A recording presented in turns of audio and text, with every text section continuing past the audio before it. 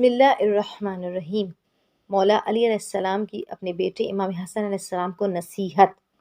اپنے فرزند حضرت حسن علیہ السلام سے فرمایا، مجھ سے 4 اور پھر 4 باتیں یاد رکھو، ان کے ہوتے ہوئے جو کچھ کرو گے وہ تمہیں ضرر نہ پہنچائے گا۔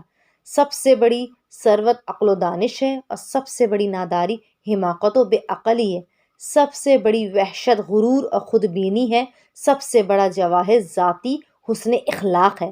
اے فرزند، بے وقوف سے دوستی نہ کرنا، کیونکہ وہ تمہیں فائدہ پہنچانا چاہے گا تو نقصان پہنچائے گا، اور بخیل سے دوستی نہ کرنا، کیونکہ جب تمہیں اس کی مدد کی انتہائی احتیاج ہوگی وہ تم سے دور بھاگے گا۔ اور بد کردار سے دوستی نہ کرنا، ورنہ وہ تمہیں کوڑیوں کے مول بیچ ڈالے گا۔ اور جھوٹے سے دوستی نہ کرنا، کیونکہ وہ سراب کے مانند تمہارے لیے دور کی چیزوں کو قریب اور قریب کی چیزوں کو دور کر کے دکھائے گا۔